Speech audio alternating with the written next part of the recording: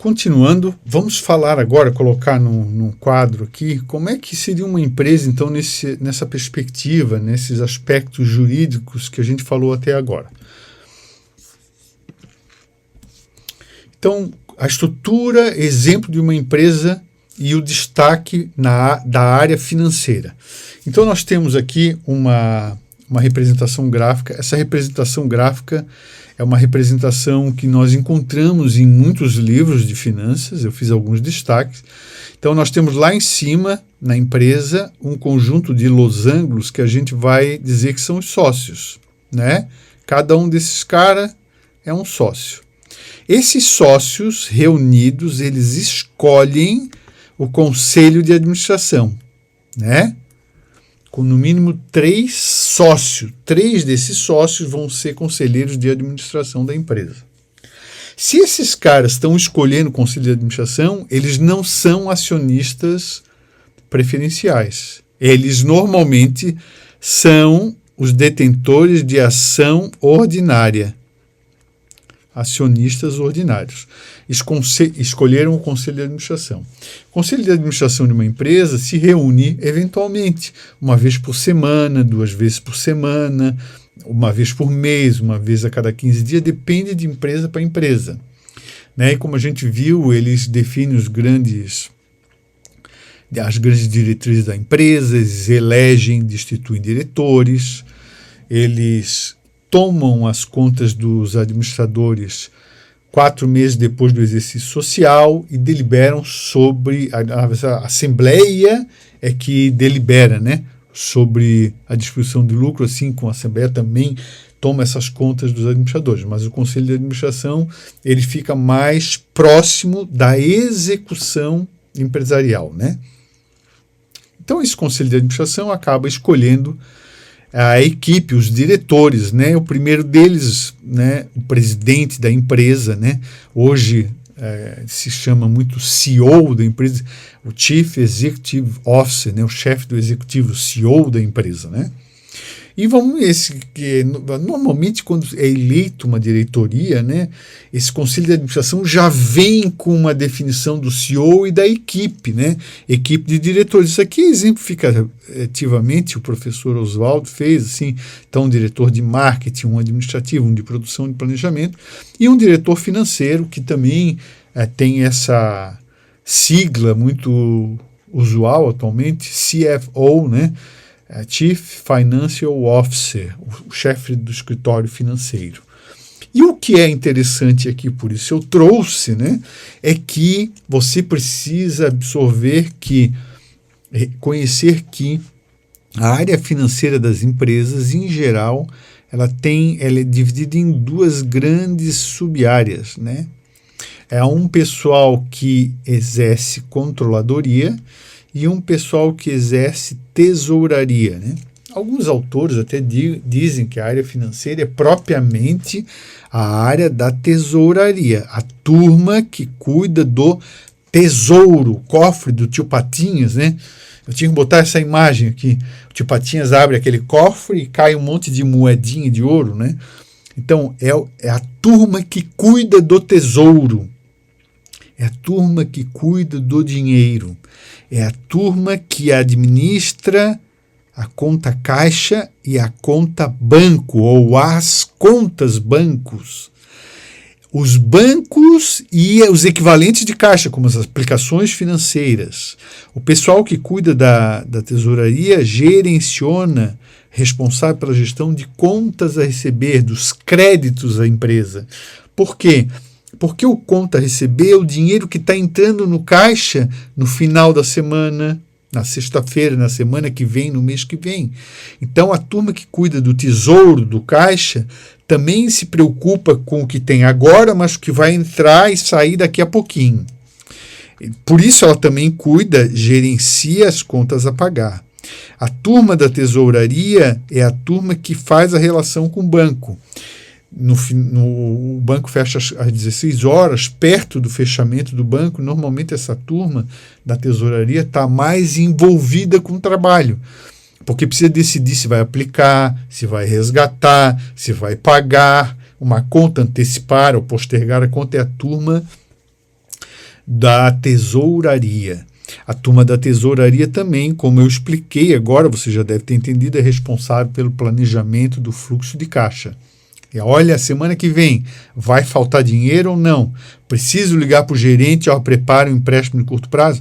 Porque essas coisas têm que ter um certo tempo de gestão para que a empresa não pague muito caro. Isso precisa ser alguma coisa que eu preciso estudar com antecedência. Bem, semana que vem é uma semana que eu estou ruim, ou sempre nessa época eu preciso pegar algum dinheiro, algum capital de giro. Então, se eu sei disso, dessa informação com antecedência, a minha decisão é mais acertada. Eu provavelmente pago menos juros, eu provavelmente me resolvo melhor, evito um custo adicional, né? Que é o custo da incerteza, da minha demora em tomar a decisão, tá?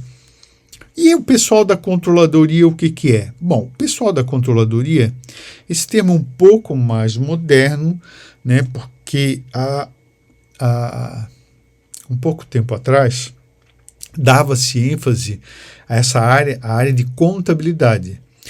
Mas os proprietários da empresa, o CEO, os sócios, não querem um diretor de contabilidade que vai entregar assim, o relatório, tá aqui as informações. A empresa quer mais do que esse cara que entrega as informações. A empresa quer um cara que seja proativo, que pegue as informações, leia e descubra os problemas, aponte as soluções e os caminhos. E essa é a ideia do controlador. O controlador ele realiza o controle financeiro da empresa como um todo, com base nas informações da contabilidade. A contabilidade geral, lá financeira, a contabilidade gerencial, aquela que atende especificamente o administrador, e a contabilidade de custos, né? Então ele realiza o controle financeiro com base nos relatórios contábeis. Olhando os relatórios, ele consegue identificar problemas, por exemplo, a receita aquém do que foi planejado. Aliás, essa área de controladoria também é responsável pelo orçamento empresarial e pelo controle. Vejam, assuntos precisamente da disciplina de planejamento e controle financeiro. Então, com base no relatório, no orçamento que foi publicado, que foi aceito pela equipe, e com base nas informações que a contabilidade financeira, gerencial de custo vai fornecendo para o administrador, ou para os administradores, eles vão verificando se as receitas estão aquém do planejado, se as despesas e custos estão além do planejado, e com base nessas duas informações, eles procuram identificar o grau de variação dessa diferença entre o planejado e o orçado, porque essas diferenças não é um problema em si, o problema é quando a variação entre o planejado e o executado é muito grande. E aí, descobrindo essas variações, ele começa a estudar qual é o motivo dessas grandes variações quando elas são ruins para a empresa. E, a partir dessas informações todas, faz um rol de proposições, atua preventivamente para que a empresa corra para os objetivos que pretendia no seu planejamento estratégico, no seu plano de curto prazo, de médio prazo, plano tático. Né? Então, por exemplo, as vendas estão muito baixas em determinado setor. O que está faltando? É marketing, é uma eficiência de venda, está tendo muita devolução. A gente tem informação contábil, né?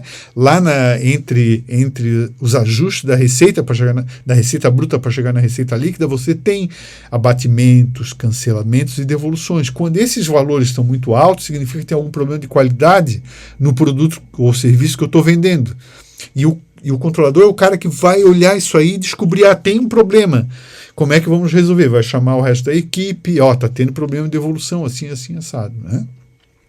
Trabalho de controladoria. Obviamente que quando há problemas maiores relacionados a essa divergência entre o que é planejado, orçado e o que é realizado, aí talvez caiba um trabalho de auditoria, né? Auditoria interna, né? E cabe por outros motivos também. A auditoria ela é um trabalho contínuo para verificar se a empresa está sendo eficiente, para verificar se os objetivos estão sendo alcançados e até para identificar, coletar informações suficientes para evitar ou para penalizar fraudes, desvios, né? Que são situações mais problemáticas, né?